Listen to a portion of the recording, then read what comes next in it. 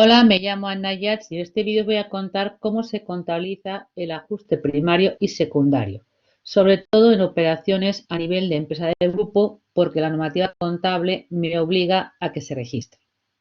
Recordemos que la norma fiscal nos dice que cuando hay una operación entre partes vinculadas y el precio que establecen ambas partes es distinto al del mercado, hay que analizar la operación a quién beneficia.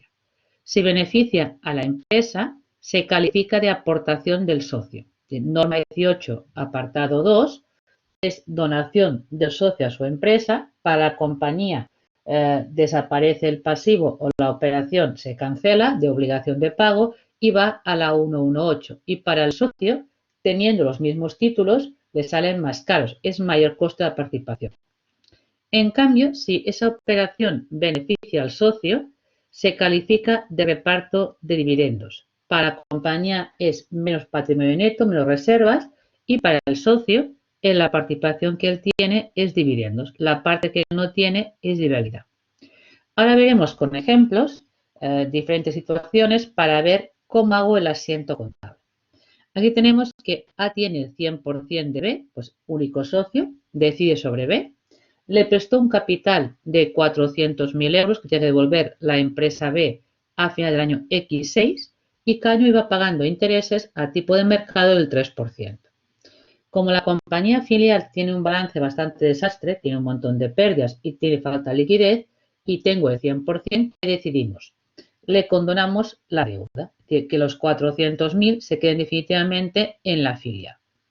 Eso lo hacemos a finales del año X4 y lo que hago son dos tipos de operaciones. Primero cobro los intereses y a continuación condono el capital.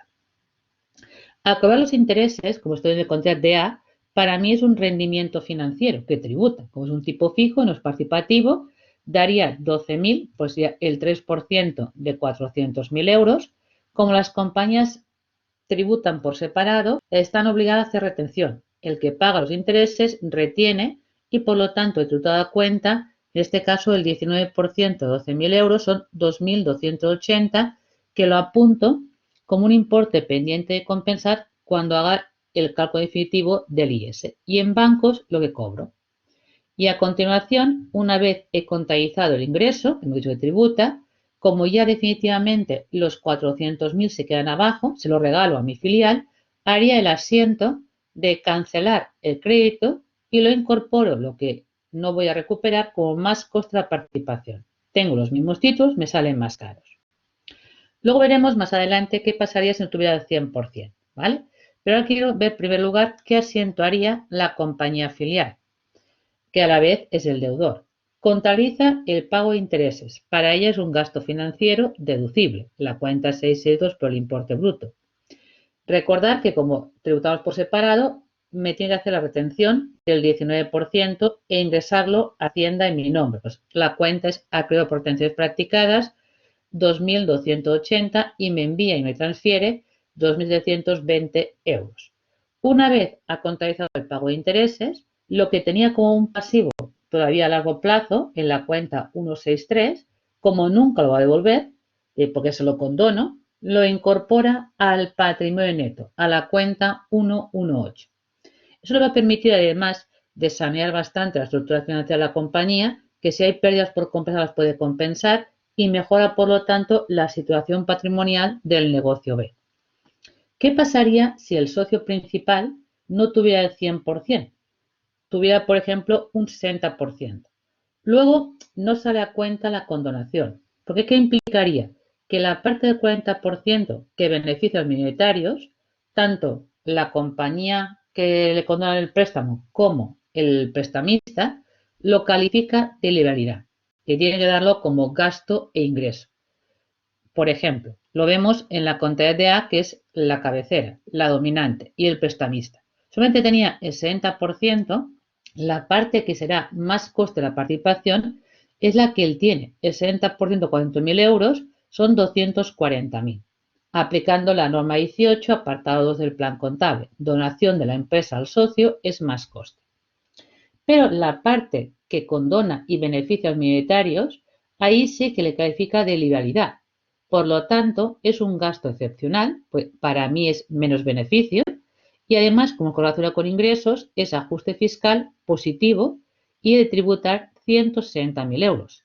Y para la empresa que controlo, lo que haría es desaparece el pasivo por 400.000, pero solamente va como aportación la parte del 60%. La parte del 40% que me dicen minoritarios se califica de ingreso excepcional y tributa. Pero decía que si hay que condonar, sale a cuenta si puedo probar que los socios han puesto el capital en partes igual de participación o tengo el 100%.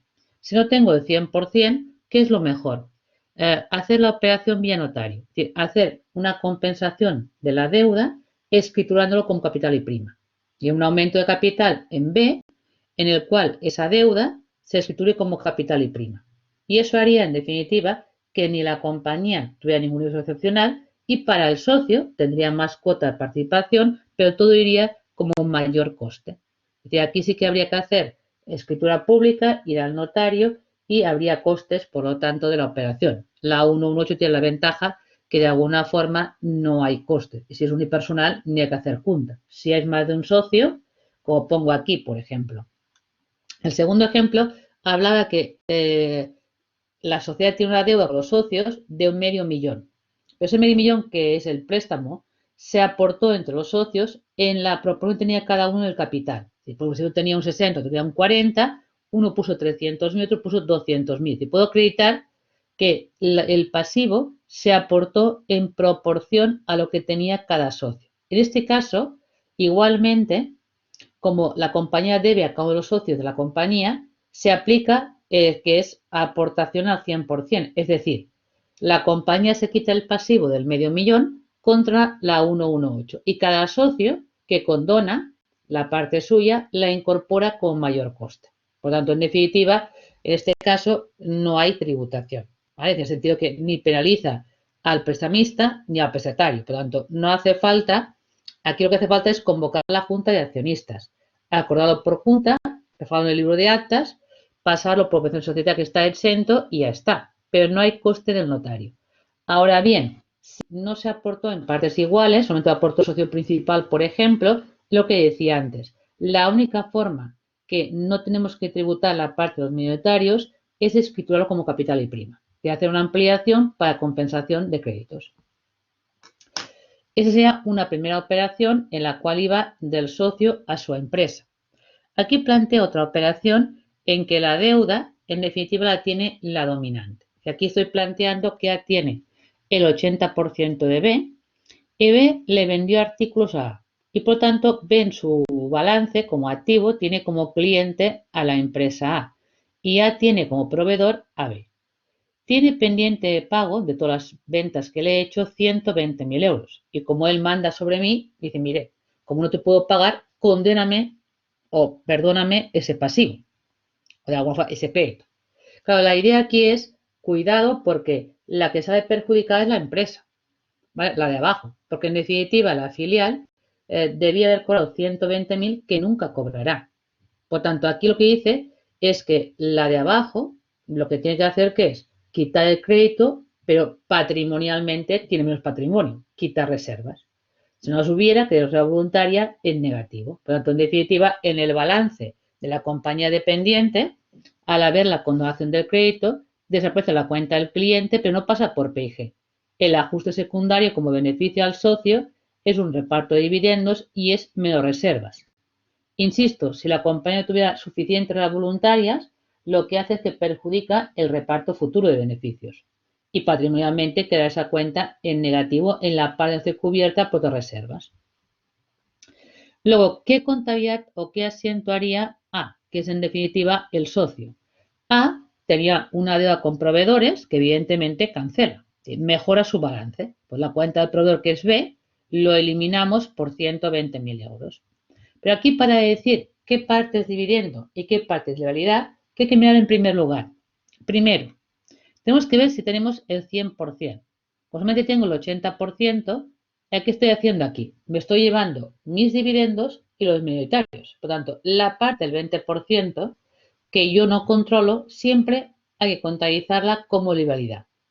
Así que, como eso es excepcional, ya pongo directamente de los 120.000 euros, el 20% son 24.000. Esa parte suman a P y G y no están exentos. No puedo aplicar la imposición, pues tributan.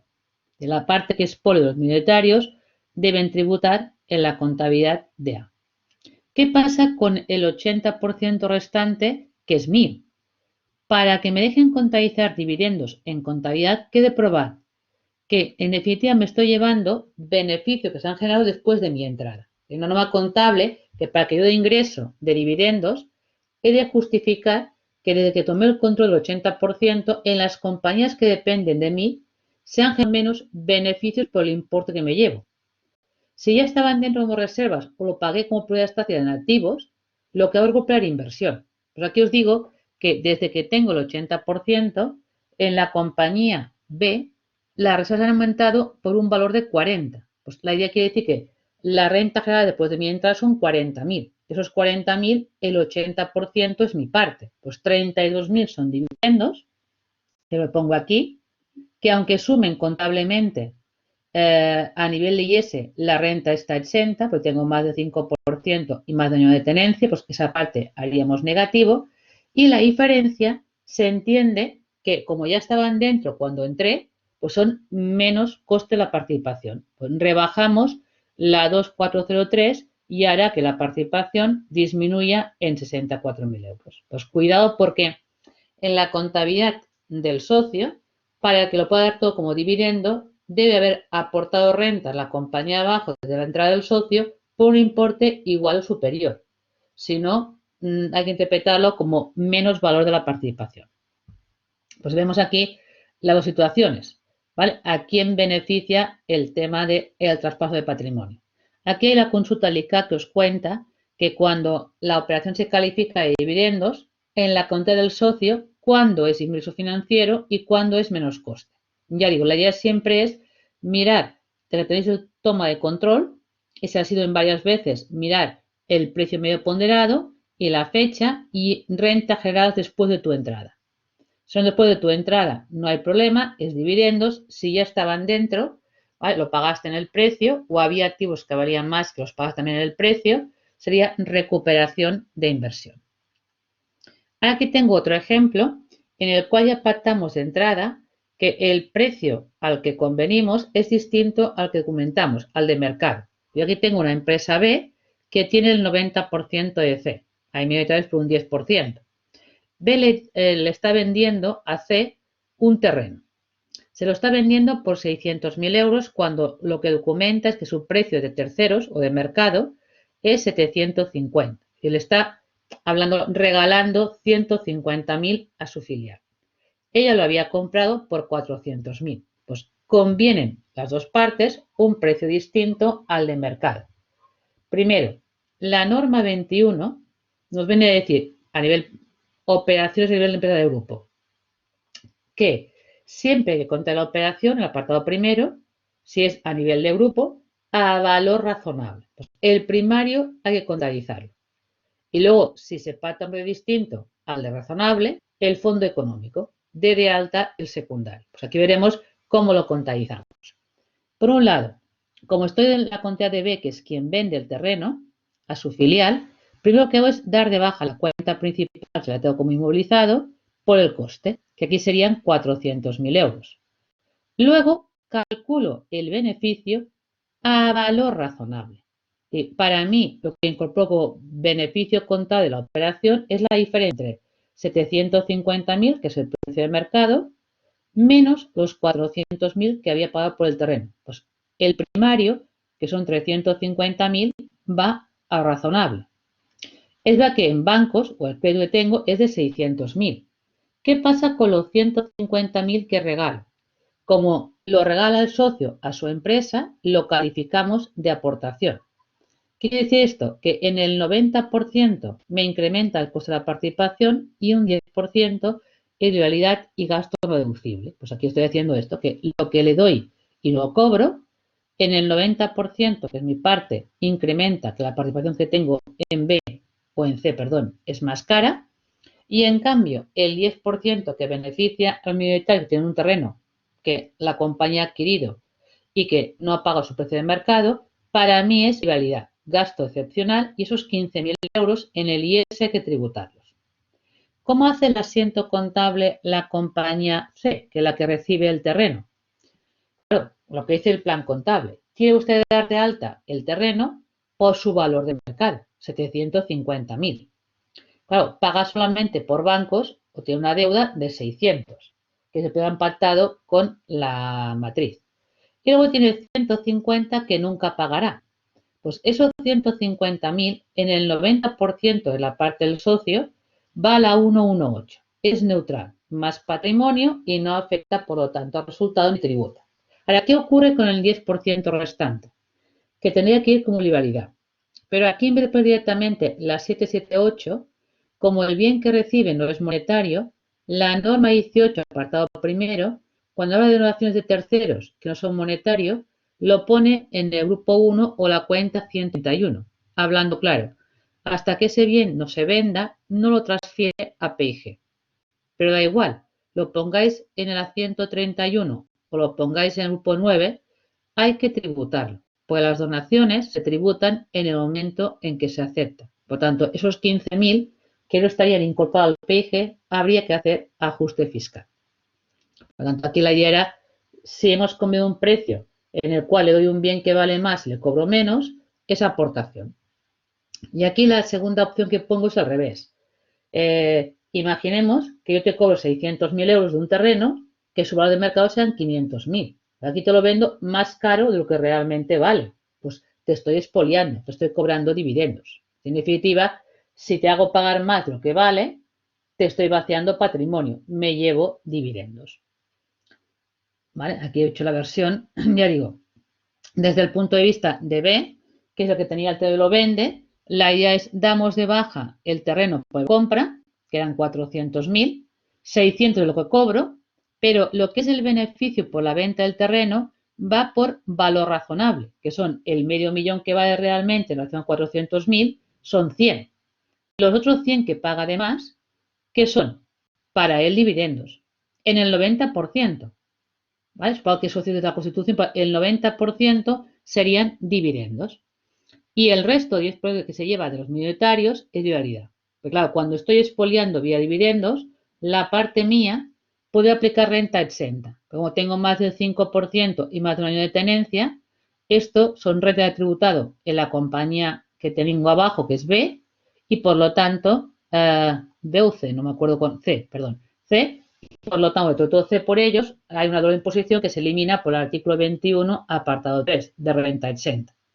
Pero en cambio, lo que estoy expoliando, que es de terceros, lo tributo. Pues esta parte de los 10.000 no hay reducción, ¿vale? Pues van contabilizados, pagan impuestos.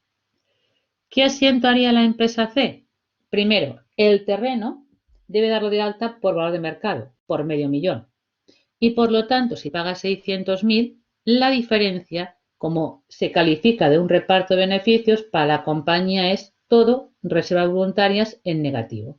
Si las hubiera, disminuyen. Y si las hubiera, hablando claro, quedarían negativas y afectarían al reparto de beneficios próximos. Pero la propia artículo 18.11 habla que si se califica de dividendos en la compañía, tenga el socio el 100% o no, siempre ponemos el 100% como menos reservas. Nunca diferenciamos qué parte es polio, que es mía, y qué parte es de minoritarios.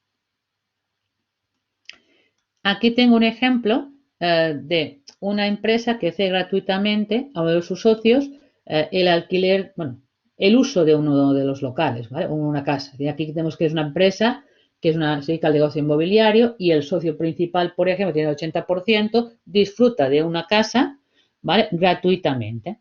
Es una retribución en especie, en dividendos. Pues la empresa está obligada a contabilizar, como solo tiene más del 50%, debe aflorar el ingreso por arrendamientos. Como es la actividad principal, 705, al precio de mercado, que serían los 4.000, y añadirle el ingreso a cuenta, que sería el 19% en el caso de una especie sobre 4.760. Y la suma total es lo que daríamos como menos patrimonio. Porque claro, como no lo paga, pues va expoliando, ¿vale?, mensualmente ese importe. Y él lo tributaría como dividendo en especie. Luego aquí hago una referencia a operaciones vinculadas pero que además una de las dos empresas esté en prorrata. Para ver realmente el IVA, cuando están en prorrata, sobre qué importe debo aplicar, sobre el precio convenido o el precio de mercado. Aquí os planteo que la compañía tiene el 100% de B y le factura unos productos cuyo precio que convienen entre ambas partes es 40.000. Si le cobro 40.000, pero su valor de mercado son 5.000 euros. Y la idea sería, ¿sobre qué importe aplico el IVA? Si la compañía B no estuviera en prorrata, a Hacienda le dará igual, pues lo dice sobre 40.000 o sobre 50.000, como es neutral, pues uno es repercutido, es deducible al 100%, no pasa nada. Pero si la compañía B, como aquí está en prorrata, ¿qué os obliga luego la normativa del IVA? Que el precio sobre el cual calculo el IVA sea el de mercado, de que estoy obligado a repercutir IVA sobre los 50.000, aunque pacten 40.000 euros. El motivo es porque la que está en prorrata no es igual que el IVA no deducible sea sobre 10.500, que es sobre 50.000, que sobre 8.400. Por lo tanto, como no es neutral, aquí sí que Hacienda impone, ¿vale?, el que apliques el IVA sobre el valor de mercado. Eso lo dice, os lo enseñaré. El artículo 79.5 de la ley de IVA regula esta idea, que cuando el secretario está en prorrata es obligatorio que la contraprestación, ¿vale?, siempre sea la base sobre la cual calculáis el IVA, el valor de mercado, no el precio convenido si es inferior, ¿vale?, o superior, da igual. Así que la idea es nunca admite que lo hagáis sobre un valor distinto al de mercado.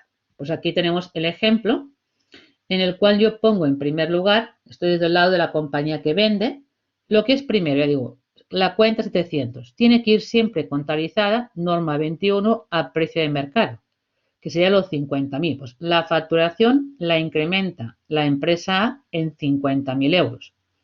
El IVA, como hemos dicho antes, lo repercuto sobre 50.000, no sobre 40. ¿Vale? El 21% sobre 50.000 son 10.500. Si la compañía filial me paga el IVA y 40.000, cobraría 50.500. Y por lo tanto, lo que acabo perdonando es la diferencia de 10.000 euros. Esos 10.000 euros, como tengo el 100%, es neutral. Lo que hace es que la participación que tengo en mi negocio, que es B, teniendo los mismos títulos me salen más caros, pues es más coste. Si solamente cobrar el IVA sobre 40.000, la diferencia que no cobro también se incorporaría con mayor coste de la participación. Pero lo normal es que el IVA te lo pague a valor de mercado, al que factures. Los 10.500 te los pagaría con IVA. ¿Qué pasa en la compañía filial? El gasto por compras a valor de mercado, que serían los 50.000 euros, y le añadiríamos el IVA no deducible. Claro, como está en prorrata y tiene un aumento proporcional 60%, del IVA que le factura los 10.500 se deduce un 60 y incorpora como más coste el 40. ¿Qué pasa con la diferencia? Porque claro, paga a la empresa cabecera los 40.000 más todo el IVA. Los 10.000 que no acabará pagando nunca es aportación del socio. Le está vendiendo un artículo que vale más a un precio menor. ¿Vale? Por lo tanto, en definitiva, esos 10.000 sería el ajuste secundario. En definitiva, la 118 es la calificación del secundario y la cuenta se dice va al precio de mercado, que de alguna forma incorpora el IVA no a deducir, pero la base es la misma, sería el primario, que para la otra compañía es lo que pone como ventas, es el primario, y lo que sería el secundario sería el mayor coste de la participación. Aparte de este tema, también Hacienda, claro, ¿en qué más regula el tema de sobre qué importe se calcula el IVA? Uno, hemos dicho esto claramente, si a quien transmito está en prorrata, no me queda más remedio que calcular el IVA sobre el precio de mercado. Pero hablemos de que yo estoy en prorrata. Si yo estoy en prorrata y hago operaciones con partes vinculadas, cuidado, porque ahí también al calcular la pata definitiva, ¿qué nos viene a decir? Que si tú aplicas, hablando claro, en lo que serían operaciones sin derecho a deducción, ¿vale? Que pactas un valor inferior al valor de mercado, quiero que lo corrijas, pues la palabra daría distinto. O si son operaciones de derecho a deducción, al revés. Si me pones un precio superior al de mercado, también corrijas. Ahora lo veremos. Si estos apartados B y C, lo veo con este ejemplo de aquí. La compañía se dedica al asesoramiento también jurídico, laboral, fiscal y además tiene también comercializa pólizas de seguros, ¿vale? De coches o de enfermedad o etcétera. Hace actividades que están sujetas y aplica IVA al 21% y el tema del seguro que aplicaría en definitiva exenta. Pongamos lo siguiente, que la compañía tiene concedido de Hacienda la deducción porcentaje común. Y tenemos que, para calcular la definitiva de este año, nos informa que seguros vendidos al grupo se les ha vendido por 40.000, cuando su valor de mercado normal a terceros serían 60.000 euros. Y lo que son temas de servicio de nóminas y contratos de personal también prestado al grupo, ha facturado 120 cuando el precio de mercado normal sea de 90.000. Y hablando claro, os doy información de operaciones de las dos actividades hechas a nivel de grupo, en la que está exenta, él está cobrando, hablando claro, por debajo del mercado, y la otra al revés. La que está exenta y, por tanto, sujeta y no exenta, le está cobrando por encima del mercado. ¿Cuál es la consecuencia de esto? Vamos a calcularlo. Si yo cojo la facturación tal como me la dan, ¿vale? 120.000 euros en seguros y lo que sería asesoramiento legal en cuanto a parte jurídica, fiscal, etcétera, pues 60. Claro, la actividad que está sujeta y no exenta va en el numerador, de 60.000 euros respecto al total. Me daría un porcentaje común definitivo, ¿vale? 75% para los gastos comunes, ¿vale? En cambio, si corregimos tal como dice el MAP fiscal, ¿qué pasaría? Que la actividad que está exenta, que es el tema de seguros, claro, a la facturación de 120.000 que declara de seguros, debe añadir la diferencia entre el valor de mercado y el precio convenido con las compañías vinculadas. Le sumamos 20.000, con lo cual cambiaría y sería la facturación de actividad 140.000 euros. En cambio, a la actividad sujeta y no exenta, que daba 160.000 euros, le restamos la diferencia que le cobramos de más al compañero de grupo respecto al mercado, que es los 30.000 euros. Y ahora recalculamos a partir de ahí la prorrata definitiva. Si yo calculo 330 sobre la suma de 330 con 140, me daría solamente como porcentaje deducible un 71%. Pues cuidado, que claro, no es lo mismo. Pues, ¿qué está diciendo la norma de IVA? Que si nadie está en prorrata, como la operación es neutral, a Hacienda le da igual que apliques IVA sobre el precio convenido o el de mercado. Pero cuando hablamos de prorrata, cuidado. Tanto si el destinatario está en prorrata, hay que aplicar siempre el precio de mercado, la base de impuesto sobre la cual aplico el IVA. Y si soy yo que estoy en prorrata, hay que ir con cuidado a que yo no manipule los precios convenidos para que el plan de prorrata me dé más alto. Si hablando claro, esté facturando la actividad exenta por encima, ¿vale? Y la actividad que está sujeta la tenemos la actividad exenta por debajo, lo he dicho mal, y la actividad sujeta por encima. Hay que corregir, ¿vale? Gracias por todo y espero veros en próximos vídeos.